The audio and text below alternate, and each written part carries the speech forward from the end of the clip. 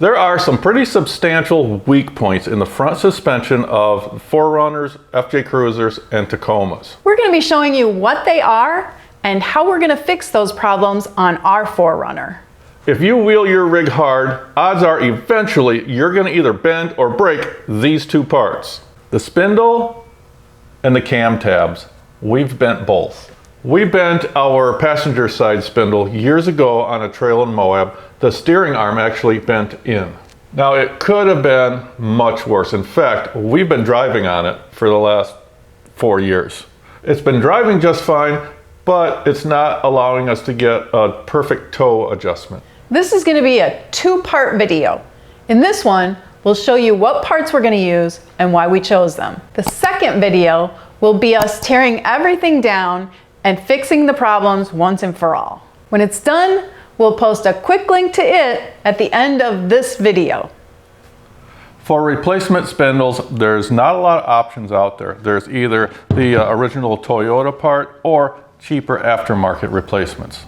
We're going with original Toyota parts because of all the intricate machining on these. We don't want to take any chances with that. To greatly reduce the odds of bending another, we're adding gussets. These are from Total Chaos, and they're going to allow us to retain our sway bar. Once they're welded on, this is going to greatly increase the strength of our spindles. I know a lot of you out there are saying right now, just take off the sway bars. I've had them on for years. Now we've run our FJ Cruiser without sway bars, and off-roading, it's phenomenal. It's a huge difference without them on there. But on the highway going 80 miles an hour, it's pretty sketchy. The 4Runner is my daily driver. It often sees long days of driving 80 miles an hour on interstate highways. For us, going without a sway bar isn't an option. You can see here where a few of our cam tabs have been bent. I don't know how or where it happened. I was just under there one day and noticed them. So we got all new cam tabs, again, from Total Chaos.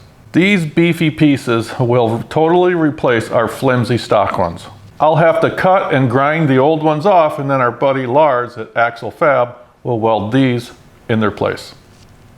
To go with our new cam tabs, we got new lower arm bolts and alignment washers. These and the Total Chaos parts we bought from our friends at Toy Tech Lifts. We'll put a link to them down below. Now, as long as we have everything torn apart, we're going to put on aftermarket lower control arms too. We went with these from Dirt King, mostly because of their OEM style lower ball joint. We didn't want open joints like uniballs. These are very low maintenance. Just shoot some grease into them at every oil change and they'll last a good long time. And they won't squeak. And when they eventually do wear out, they're very easy to replace, and they're an over-the-counter part. The arms have greasable bushings, a spot to mount a limit strap, reinforced bump stop plates, a drain hole below the lower shock mount, and built-in skid plates. These are super heavy duty. So they're Merri proof. Well, I wouldn't go that far. While we're at it, we'll also be installing Overland Custom Design's newest version of their sway bar links. These have a maintenance-free joint very much like the stock originals, but the shaft is much stronger.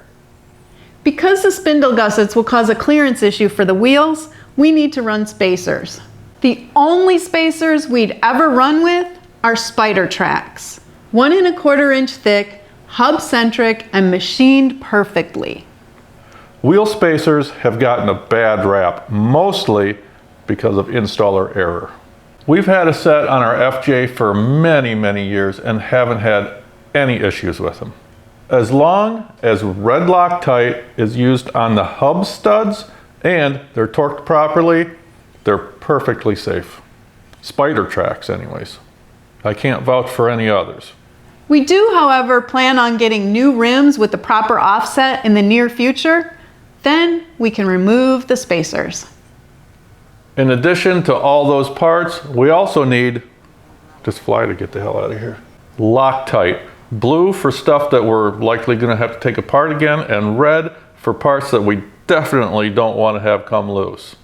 Anti-seize, plenty of anti-seize, regular for everything, and some high heat stuff for where the spacers go up against the hubs.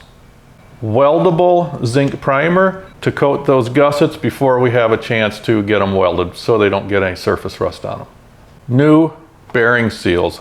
We'll likely screw one up when we're taking all this apart or putting it back together. And this will prevent that emergency run to the parts store. One could hope.